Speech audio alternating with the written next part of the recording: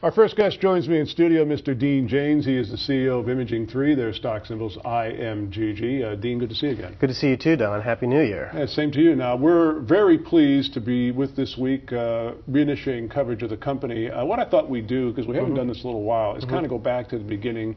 Tell us again what Imaging3 is all about.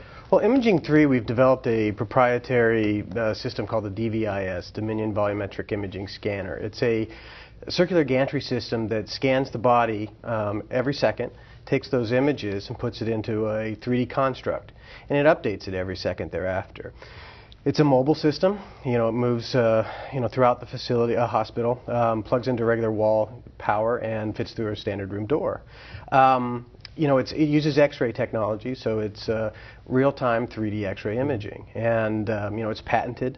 We've got 2 patents on it, and it's pending FDA approval. We're excited about this technology. Well, I remember we've been following your company now for pretty close to 2.5 years, and I remember at one point you kept telling us how it's portable, plugs into a 110 outlet, you can move from room to room. And I said, yeah, okay, bring it in here. Right. And you actually did that. We actually had it here in the studio, got a chance to take a look at it. I mean, for a healthcare facility, this has to be a complete game changer. They don't have to build a special room. They don't have to do a lot of things to get your apparatus into their facility. Correct, and that's on purpose. It was an advantage of our product is to be able to make it mobile, so it can move throughout a facility. It's not a fixed room. It doesn't use some crazy 3-phase power. We wanted it to be portable so they could move it throughout the facility, which helps its use to use it more in different types of procedures throughout the facility, in surgery, in an interventional lab, or even in the ER. So portability was really important for us to be able to make that device using 110 power and fit through a standard door. We're in the middle of the NFL playoff season right now, and I would have to think that kind of device would also come in real handy at these big sports stadiums where a player gets injured and they want to know what's going on right away, and yours' 3D construct can give them that data right away. Well, exactly. I mean, there's just so many different functions that this device could do. Obviously we have to take it a step at a time, and deal with the FDA. They don't like us having some grandiose, we can do everything and, make you a cafe latte, But, the functionality, that's what makes this exciting, is it has, such an impact of functionality that it can be moved anywhere. It can be used in sports medicine. It can be used in a lot of different things. Now, again, the FDA requires that we narrow that focus, but as we grow this product, that's, our intention is to use it for just so many different functions. Now, Dean, speaking of the FDA, I know you have a considerable amount of experience in that. I think at one time you mentioned you've done 3 or 4 of these successfully in the past. You want to give us a little bit of a history of you and the FDA and other products? Well, correct. Thanks. I've done personally for imaging 2 FDA 510Ks. When I worked for other major equipment manufacturers, I helped with a couple to get products through, the FDA. And then this is technically my 5th 510K filing. The other 4 were successful. This one has taken quite a bit longer. But as I've described in the past, in past episodes, is that the dynamics have changed in the medical imaging field, especially with the FDA. And at first I don't think I really embraced that change, but we brought really good consultants in to help us get this thing through. Well, it makes perfect sense to, someone looking from the outside in, saying, well, here's a guy that's done this 4 times in the past. It's been successful. He basically had adopted, I don't want to call it a cookie-cutter approach, but you basically knew what you had to do from your own perspective, submitted it, and, here we are, 18 months later, still waiting for approval. What's basically now the next step?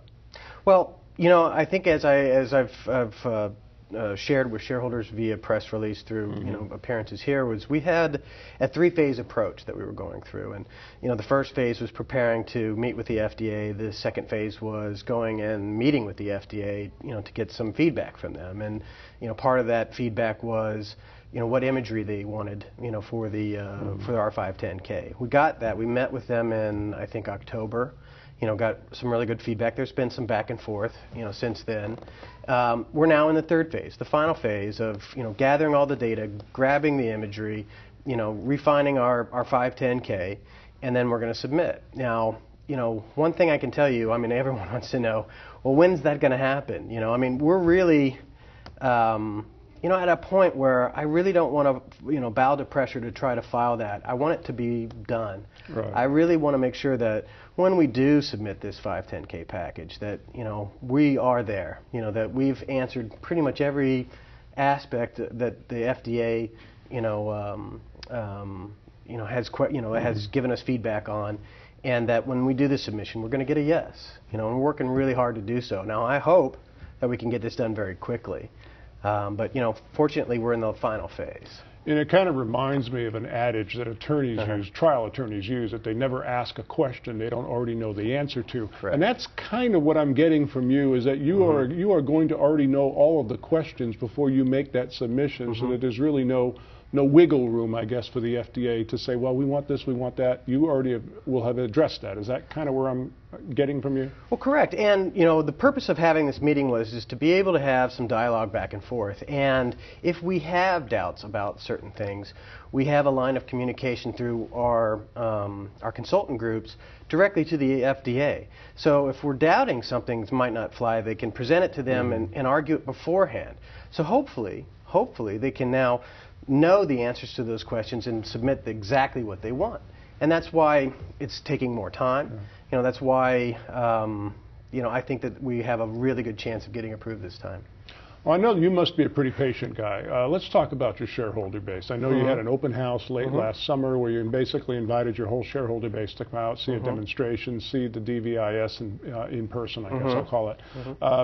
How is the patience level of your shareholder base standing up during this process that has taken, as you admit, longer than you possibly anticipated?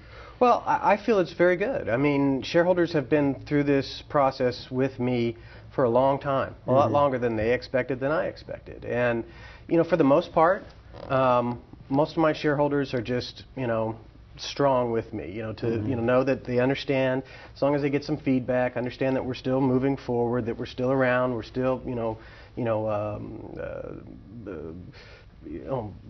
dedicated to this process. They feel comfortable with that. And, it's not like, we didn't have anything happen in our stock. There was a time, I can't remember exactly when, but we went from 4 cents to $1.95, and we stayed around, $1.50. So a lot of shareholders got to take something off the table, and I felt really good about that, they had, an equity point where they could take some money off the table. But the majority, I found, didn't even bother to trade during that time frame. They were just they believed so much in our product, so much in the company, that they've held ever since. Okay. So what you need to come up with then is like T-shirts to send out to everybody that says, "In Janes we trust," maybe? From your lips to God's ears. We'll go ahead and start that, yeah. Once again, the company is Imaging3. Their stock symbol's IMGG. We're going to be once again following the company very closely over the next several weeks. Dean, thanks for the update. Thank you, Don.